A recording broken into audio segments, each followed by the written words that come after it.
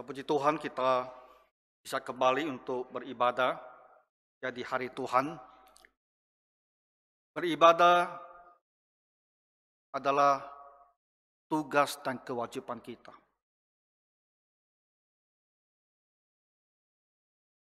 Tapi ibadah ini juga kalau kita lakukan dengan hati yang tulus, dengan hati yang rindu ya kepada Tuhan, maka ibadah itu membawakan kita damai dan sukacita yang besar. Hari ini kita akan kembali untuk mempelajari ya tentang ajaran Tuhan Yesus. Karena Tuhan Yesuslah yang terindah di dalam hidup kita. Dan bersama Tuhan Yesuslah kita akan hidup kekal selama-lamanya.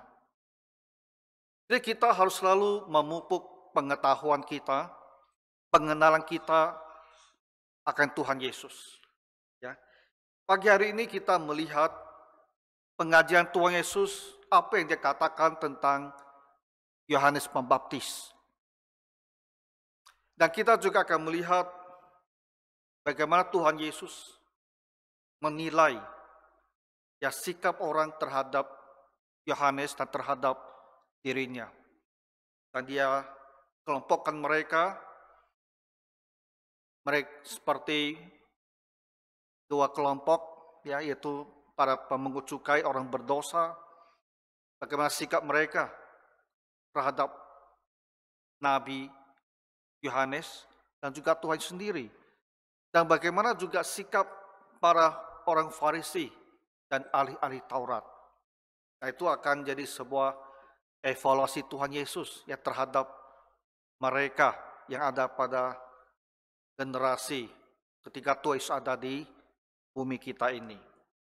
Nah, jadi mari kita lihat apa yang Tuhan Yesus katakan agar kita bisa semakin yang mengenal Tuhan dan bisa semakin dekat dengan Tuhan. Dia berkata, "Mengapa kamu pergi ke padang?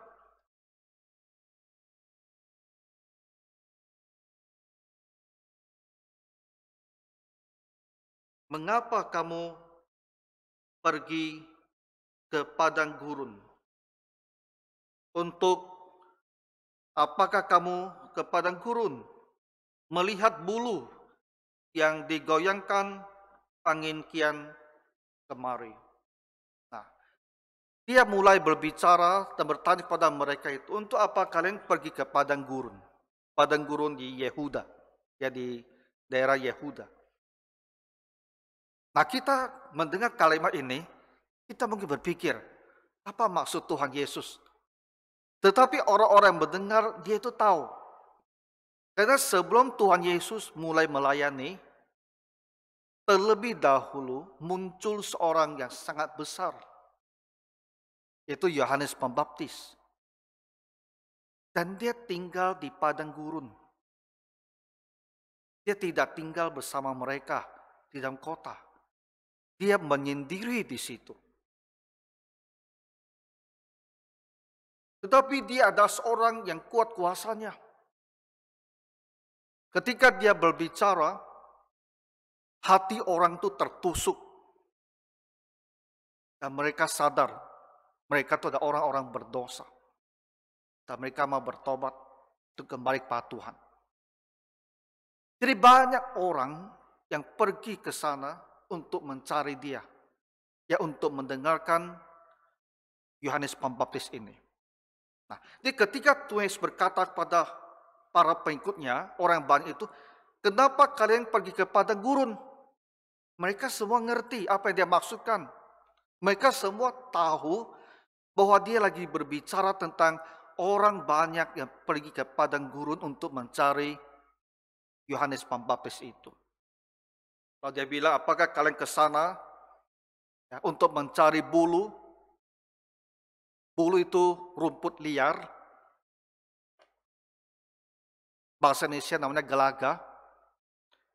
Rumput liar yang tinggi, ringan. Jadi kalau angin bertiup, dia akan goyang terus. Itu Yesus bilang, apakah kalian ke sana ke padang gurun untuk mencari bulu ini? Tentu mereka tidak ke sana untuk melihat buluh yang diombang-ambingkan oleh angin. Kalau dia bilang apa? Kalian ke sana untuk mencari orang yang berpakaian bagus. Tentu juga tidak. Mereka semua tahu. Mereka tidak ke sana untuk mencari para pangeran atau para pejabat. Mereka yang tinggal di istana. Jadi mereka ke sana untuk apa? Mereka ke sana untuk mencari Yohanes Pembaptis. Tuhan Yesus berbicara tentang Yohanes Pembaptis yang sebelumnya itu ramai dicari orang. Tetapi dia pada saat Tuhan Yesus berbicara, dia telah dipenjarakan. Oleh Herodes dia itu telah dipenjarakan.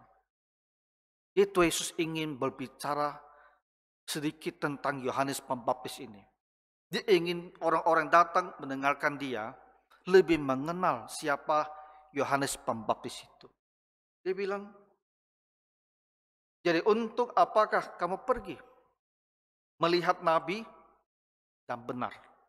Dan benar.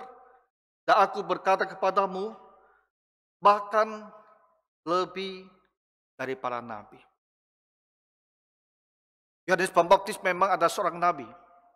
Tuhan Yesus bilang, benar dia ada seorang nabi. Tapi Tuhan Yesus juga melanjutkan dengan berkata, dia tidak hanya sekedar seorang nabi, dia lebih daripada seorang nabi. Jadi kita bertanya dalam hal apa? Kenapa Yohanes Pembaptis itu dikatakan lebih daripada seorang nabi?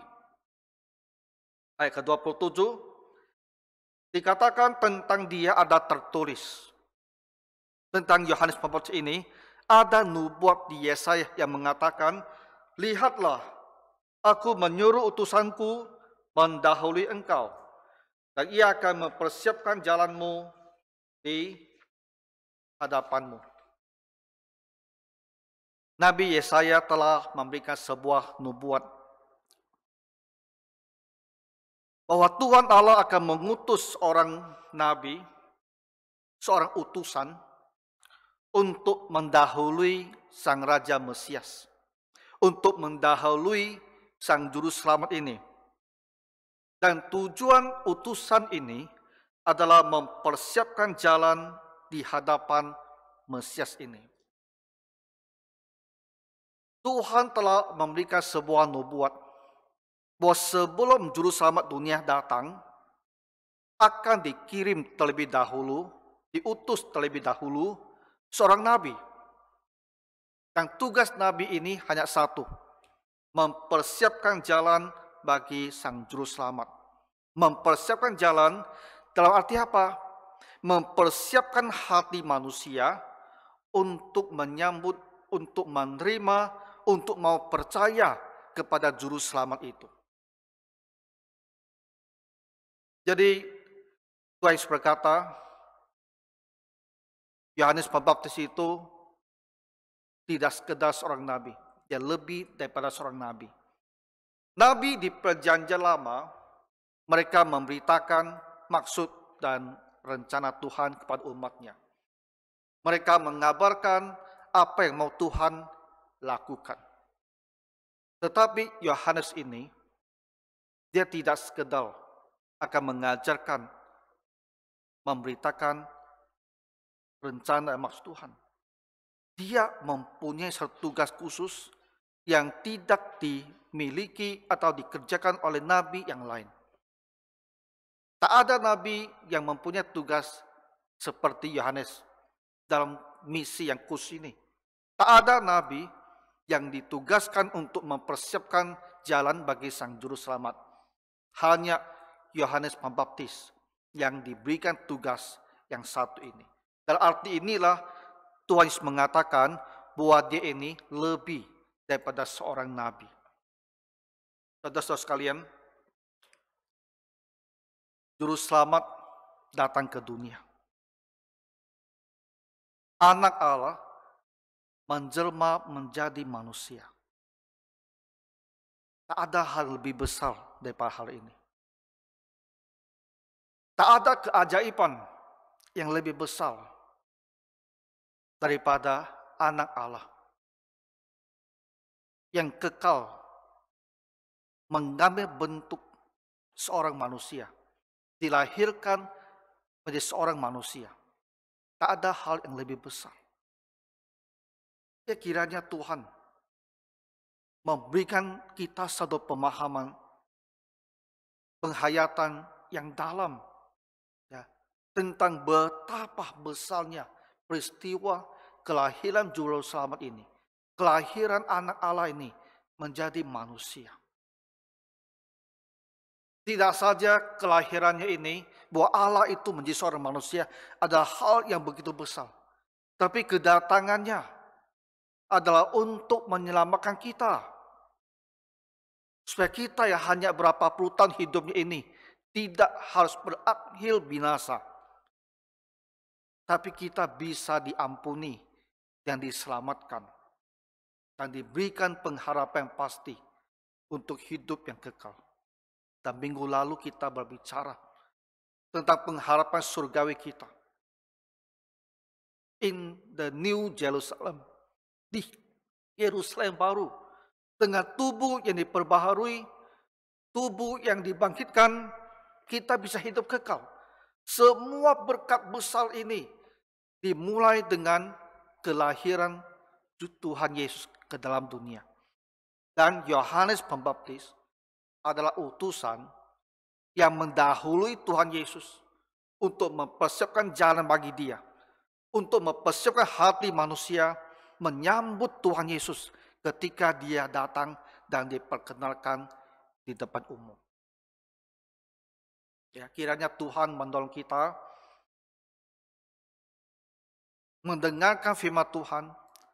Roh Kudus pada saat yang sama juga bekerja di hati kita. Sehingga roh kita itu yang bisa memahami betapa ajaib dan besarnya peristiwa ini. Lalu Yesus lanjutkan berkata lagi tentang Yohanes Pembaptis. Dia bilang, aku berkata kepadamu, di antara mereka yang dilahirkan oleh perempuan, tidak ada seorang pun yang lebih besar daripada Yohanes.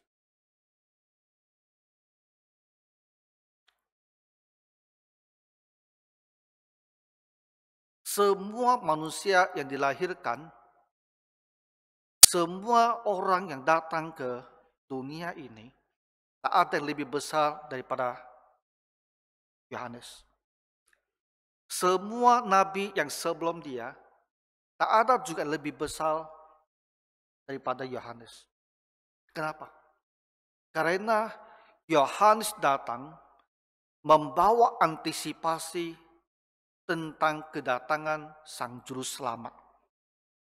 Dia datang dan dengan kuat kuasanya, dengan kuat sekali, dia menyampaikan, meyakinkan kepada orang banyak bahwa sebentar lagi Juru Selamat itu akan datang. Bukankah dia berkata, nanti dia akan datang, akan membaptis kamu dengan api, dan untuk membuka kasut, tali kasutnya pun dia tidak layak. Dia mempersiapkan mereka dan berbicara tentang kedatangan Sang Juru Selamat ini. Dia ada seorang yang mengantisipasi kelahiran dan kedatangan Sang Juru Selamat. Tak ada orang lain sebelum dia yang melakukan hal seperti ini. Tetapi Tuhan Yesus lanjutkan, namun yang terkecil dalam kerajaan Allah lebih besar daripadanya. Tuhan Yesus mengatakan Yohanes ada orang yang paling besar yang pernah dilahirkan oleh perempuan. Orang yang paling besar yang pernah hidup di dunia ini. Tapi pada kalimat yang sama ini juga, Tuhan Yesus bilang, orang yang terkecil dalam kerajaan Allah lebih besar daripadanya. Orang yang masuk ke dalam kerajaan Allah, yang paling kecil dari situ pun, lebih besar pada Yohanes. Kenapa seperti ini? Yang masuk dalam kerajaan Allah ada semua orang yang percaya, semua orang yang diselamatkan. Nah, mereka kita yang diselamatkan itu di pandangan Tuhan ada yang besar dan kecil. Sesuai dengan apa yang kita lakukan bagi Tuhan. Sesuai dengan iman kita, komitmen kita kepada Tuhan. Tetapi yang terkecil dari kita semua, dari semua orang percaya, dikatakan lebih besar daripada Yohanes. Dalam arti apa? Tuhan Yesus berkata demikian. Nah, saudara-saudara, katanya adalah, kata kunci adalah partisipasi. Yohanes, dia paling besar, dia masih mengantisipasi. Dia masih memandang ke depan, mengharapkan ke depan tentang kedatangan Sang Juru Selamat dunia ini. Dia masih mengharapkan ke depan apa yang akan diperoleh ketika Juru Selamat itu datang. Anugerah apa yang akan dibawakan oleh Juru Selamat ini. Dia masih memandang ke depan. Kita bilang dia masih mengantisipasi. Tetapi yang terkecil dalam kerajaan Allah, yang terkecil dari orang-orang percaya, dia lebih besar dari Yohanes Pembaptis. Kenapa demikian? Karena kita tidak lagi hanya antisipasi. Kita sekarang telah berpartisipasi. Kita telah menerima anugerah itu. Kita telah menjadi bahagian dari anugerah yang besar itu. Dengan demikian, seorang Kristen yang benar-benar telah percaya pada Tuhan Yesus, yang telah menerima anugerah hidup kekal, dia itu lebih besar daripada Yohanes Pembaptis, nabi terbesar yang hanya mengantisipasinya dan belum menerima dan hidup di dalam. Nah, itulah dimasukkan oleh Tuhan Yesus. Dengan demikian, kita menjadi sadar betapa besarnya sesungguhnya keselamatan kita ini. Nabi-nabi yang dipakai oleh Tuhan Allah, yang oleh Tuhan Allah berbicara pada mereka, baik secara langsung maupun dalam mimpi, untuk menjalankan tugas. Tapi kita dikatakan lebih besar daripada mereka. Kenapa? Karena mereka hanya berbicara, hanya berharap, tapi kita sudah menerima apa yang diharapkan ini. Jadi marilah kita benar-benar paham dan bersyukur ya, betapa besarnya anugerah keselamatan ini. Bersyukur bahwa kita ada orang Kristen. Berterima kasih kepada Tuhan. Senantiasa hati kita ini berterima kasih kepada Tuhan. Bahwa saya ada orang yang percaya, yang telah menerima anugerah ini. Selalu saya katakan pada Bapak Ibu Saudara sekalian, ketika kita nanti ada di surga, ya, ketika kita nanti dan menemukan kita ada di dalam surga dan menyadari bahwa kita ada di sana untuk selama-lamanya,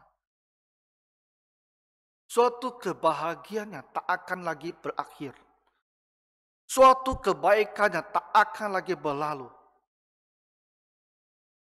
Maka di saat situlah kita tak akan bisa berhenti-hentinya memuji Tuhan. Tak akan bisa berhenti. Tak akan bisa mengungkapkan bagaimana caranya mengungkapkan lebih baik syukur kita kepada Tuhan. Kita tak bisa. Kenapa? Karena berkat dan kebahagiaan itu begitu memenuhi hati kita. Rasa syukur kita itu begitu besar.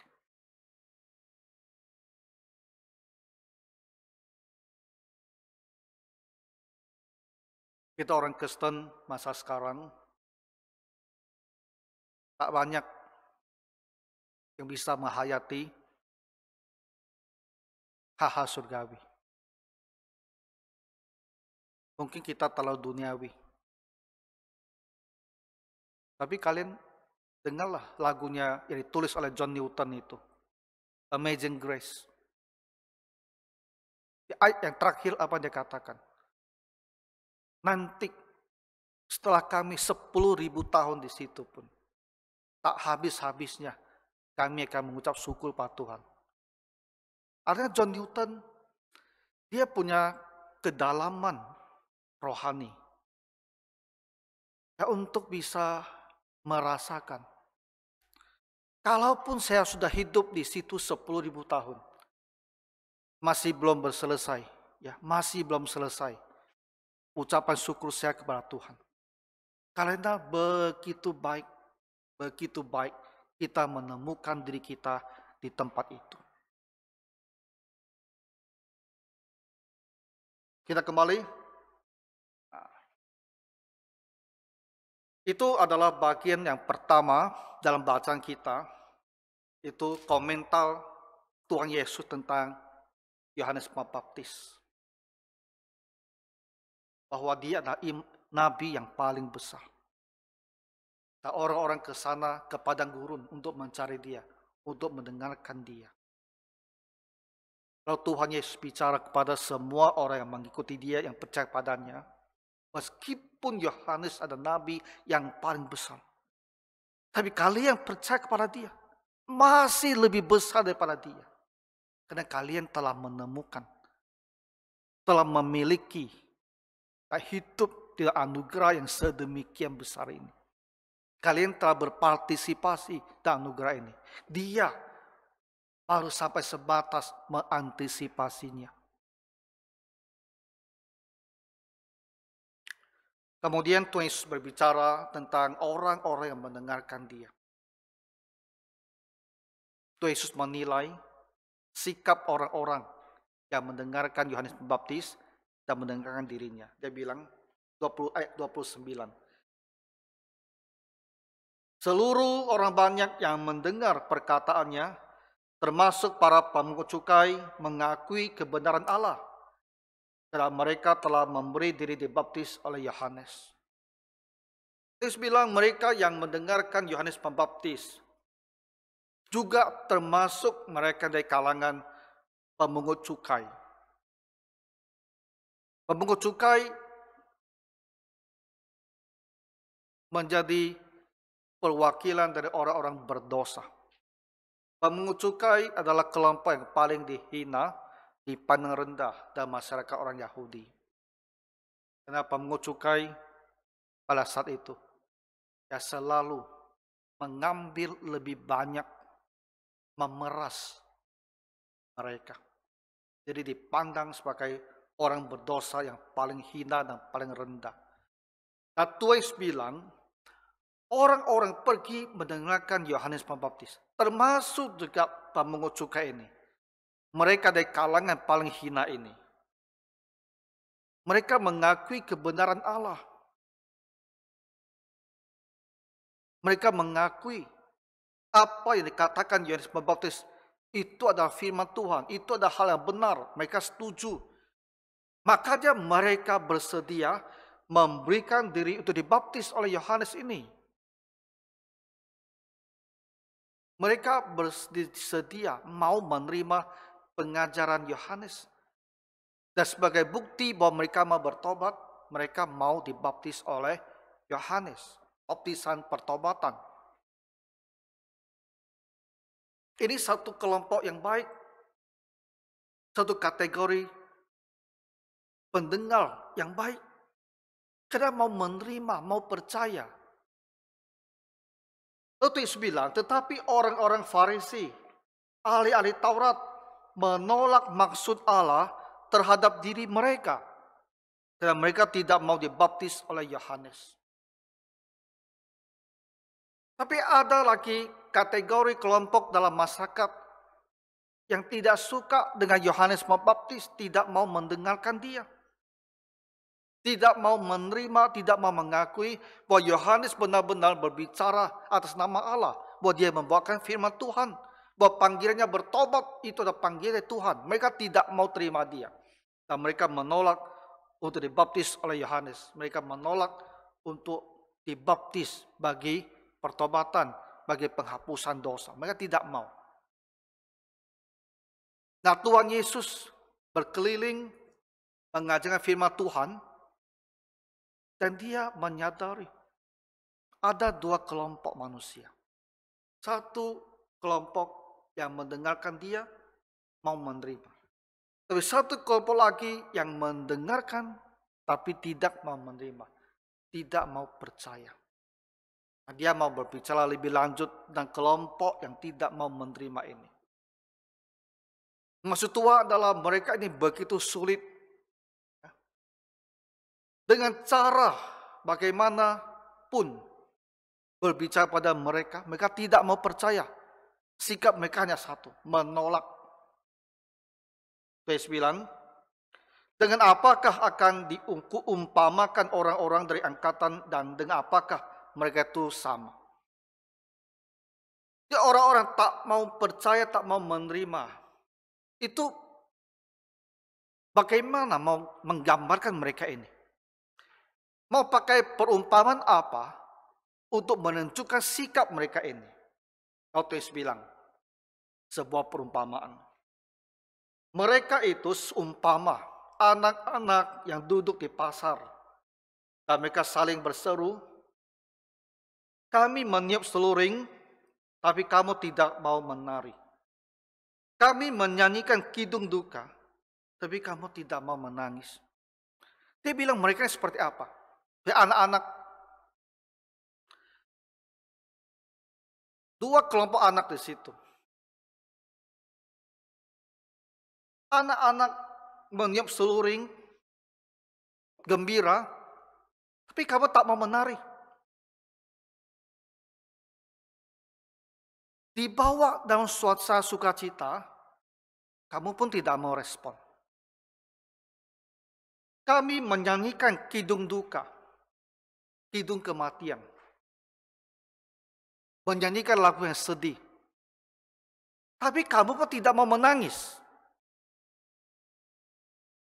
Dibawa dalam suasana sedih, kamu tak mau menangis. Dibawa dalam suasana gembira, kamu tidak mau tertawa, tidak mau menari. Sikapnya selalu menolak. Diajak bergembira tidak mau, diajak bersedih pun tidak mau. Yesus bilang, inilah orang-orang Farisi, ahli-ahli Taurat. Orang-orang yang sudah mendengarkan dia dari kota ke kota. Tapi mereka tak mau terima dia. Apapun yang dikatakan, mereka tolak. Apapun yang dikatakan Yohanes, mereka tolak. Apapun yang dikatakan oleh Tuhan, mereka tolak. Oh, Tuhan bilang, Yohanes Pembaptis datang. Ia tidak makan roti, dia tidak minum anggur, dan kamu berkata, ia kerasukan setan. Yohanes memang tidak makan roti dan tidak minum anggur. Kitab suci mengatakan apa? Di padang gurun, dia makan belalang. Dia makan dari madu hutan. Belalang memang bisa makan. Belakangan saya baca satu artikel,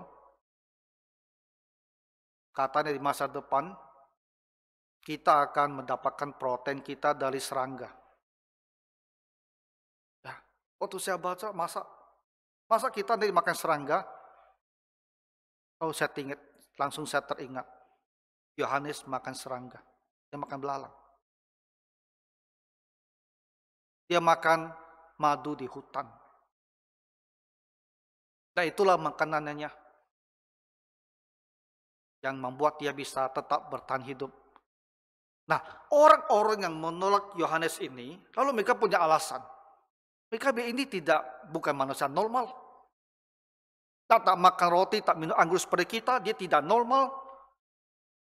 Bagaimana bisa manusia makan belalang? Makannya madu ya dari hutan. Itu kerasukan setan.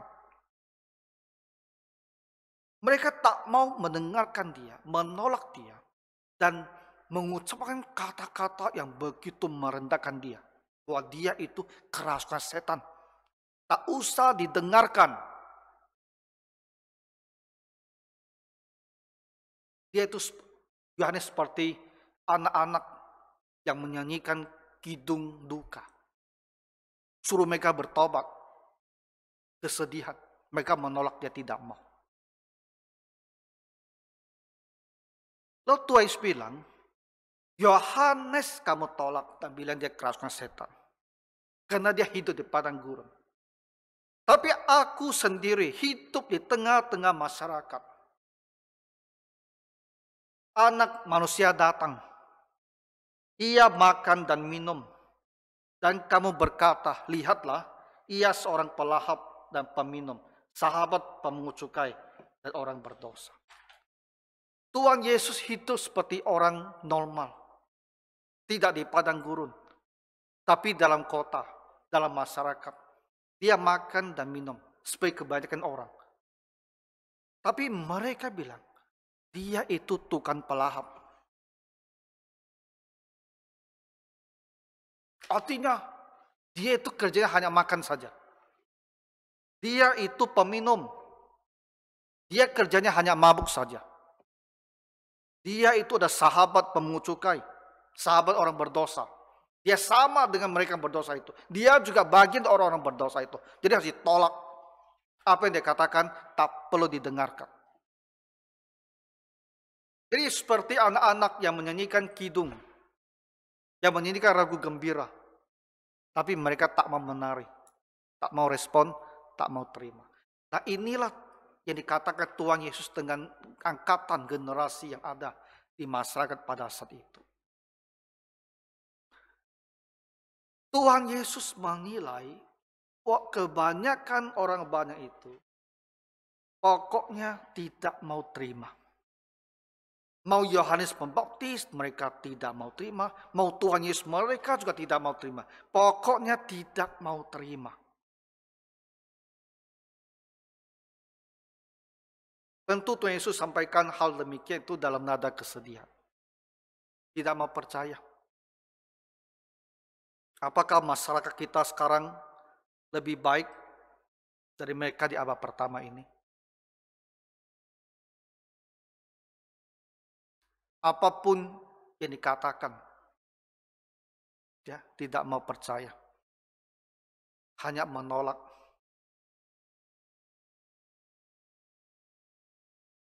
Tapi menolak untuk akhirnya menuju hukuman dan kebinasaan. Yohanes Pembaptis datang dan melayani Tuhan. Tuhan Yesus datang juga melayani Tuhan Allah. Tapi pelayanan mereka secara umum itu ditolak. Hanya bahagian kecil orang yang menerima pengajaran mereka. Kita harus jadi bahagian kecil itu. Yang dengan setia, percaya, dan mengikuti Tuhan. Dan marilah kita berdoa. Di masa kita sekarang pun, ya, bisa lebih banyak sedikit orang yang mau percaya dan menerima perkataan Tuhan Juru Selamat kita ini. Mari kita berdoa. Tuhan Bapa Surgawi, ubahkanlah hati kami, supaya kami mempunyai hati yang selalu patuh dan percaya kepadamu. Hati yang digerakkan oleh Roh Kudus, memahami maksud firman Tuhan, dan menerima perkataan Tuhan. Jadikanlah kami ya Tuhan anak-anak yang mau ikut menari, mau ikut bersedih, sesuai Tuhan dengan apa yang kami dengar. Kami berdoa untuk semua jemaat-Mu, ya Tuhan senantiasa menyertai dan menolong kami dalam perjalanan iman, dan kami bisa semakin dewasa dan semakin bertumbuh. Ampunilah segala dosa dan kelemahan kami. Dalam nama Tuhan Yesus kami berdoa. Amin.